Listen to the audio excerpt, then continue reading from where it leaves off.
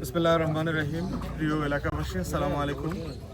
আমরা আজকে এসেছি আপনার এই লালমনিরহাটের পাটগ্রাম হাতিবান্ধা অঞ্চলের মাটি ও মানুষের নেতা ছিলেন, প্রচণ্ড সমাজসেবক এবং জনদরদী একজন মানুষ ছিলেন এরশাদ হোসেন সাজু ভাই, যিনি আমার বাংলাদেশ পার্টি এবি পার্টিরও প্রতিষ্ঠাতা যুগ্ম আহ্বায়ক ছিলেন। তার কবর জিয়ারত করতে এসেছি এবং আমরা ওনার জন্য দোয়া করলাম, রুহের মাগফিরাত কামনা করলাম। এখানে আমার চারপাশে এলাকাবাসীরা যেমন আছেন, এবি পার্টির বিভাগীয় নেতৃবৃন্দরাও আছেন।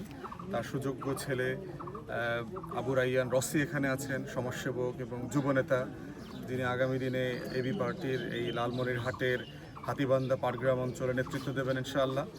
তো এই উপলক্ষে আমি এরশাদ হোসেন সাজু সম্পর্কে দু একটা কথা বলতে চাই। একটা হচ্ছে যে তিনি যে পরিবার থেকে এসেছেন, এই পরিবারটা কিন্তু আমাদের মুক্তিযুদ্ধের একটা অসাধারণ অবদান রাখা পরিবার, যারা ৬ নম্বর সেক্টরে তাদের জমি দিয়েছেন, ট্রেনিং ক্যাম্প করবার সুযোগ দিয়েছেন, শত শত মুক্তিযোদ্ধাদেরকে এখানে প্রশিক্ষণ দেওয়া, তাদেরকে খাওয়া পড়ার ব্যবস্থা করা, নিরাপত্তা দেওয়া, যত লজিস্টিক্স দরকার। এবং যেহেতু এটা সীমান্তবর্তী অঞ্চল, খুব কাছেই হচ্ছে ভারত, অতএব এই জায়গাটার এবং এই পরিবারের অবদানটা অসাধারণ আমাদের স্বাধীনতার ইতিহাসে।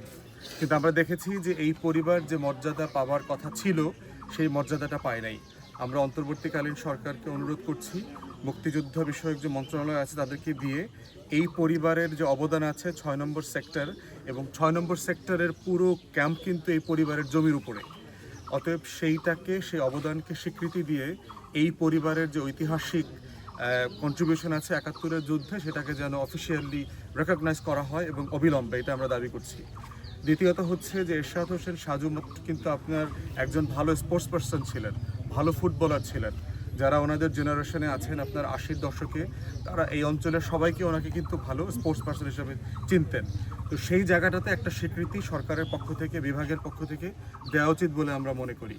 তৃতীয়ত একটা বিষয় হচ্ছে যে আপনারা এই অঞ্চলের কৃষি সম্পর্কে যারা জানেন, তারা সবাই জানেন যে এখানে প্রচুর তামাকের চাষ হতো। সেই তামাক থেকে এই অঞ্চলের মানুষকে ফিরায় নিয়ে এসে ভুট্টামুখী করা, এই অঞ্চলের জনগোষ্ঠীকে যে ভুট্টার একটা বিপ্লব করে গেছেন, এই বিপ্লবের নায়ক কিন্তু ছিলেন এরশাদ হোসেন সাজু, এবং আপনারা সেটা সবাই জানেন। অতএব এত বড় কৃষিতে একটা অবদান রাখা মানুষকে কিভাবে রাষ্ট্রকে স্বীকৃতি দিতে হবে, সেটার জন্য আমরা স্থানীয় প্রশাসন, টিএনও, কৃষি কর্মকর্তা যারা আছেন, জেলার ডিসি, বিভাগের কমিশনার এবং কৃষি কর্মকর্তারা যারা আছেন, তাদের মাধ্যমে অনুরোধ করছি, এরশাদ হোসেন সাজু যে তামাক থেকে জনগণকে ভুট্টামুখী করেছেন, ভুট্টার যেটা আমাদের প্রচুর আমদানি করতে হতো, এটাকে প্রায় 50-60% এখন আমাদেরকে স্বনির্ভর করে ফেলেছেন বাংলাদেশকে। সেই অবদানের স্বীকৃতিটা বাংলাদেশ সরকারের পক্ষ থেকে এরশাদ হোসেন সাজুকে দেওয়া উচিত। চতুর্থত হচ্ছে, এই ভুট্টামুখী করতে গিয়ে হাজার হাজার লক্ষ লক্ষ কৃষককে এনসিসি ব্যাংক থেকে খুব সামান্য টাকা দেওয়া হয়েছিল কর্জ আকারে, যেটা অনেক কৃষক আবার শোধ করতে পারেন নাই। পুরো অঙ্কটার পরিমাণ হচ্ছে ২ কোটি টাকা।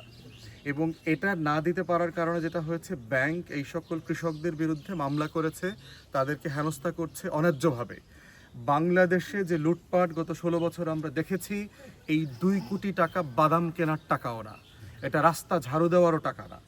অতএব সেই বাস্তবতায় আমাদের দাবি হচ্ছে, এনসিসি ব্যাংকের ব্যাপারে সরকারের যে প্রাসঙ্গিক যে মন্ত্রণালয় আছে তাদেরকে বলে দেওয়া হোক, ইমিডিয়েটলি কৃষকদেরকে হেনস্থা বন্ধ করা, মিথ্যা মামলাগুলো তুলে নেওয়া এবং টোটাল ২-২.৫ কোটি টাকার যত ঋণ আছে এটা ইমিডিয়েটলি মওকুফ করে দিতে হবে। আমার এখানকার ভুট্টা চাষিরা কোনো ঋণ দেবে না, কারণ তারা ভুট্টা দিয়ে বাংলাদেশকে ধনী করেছে।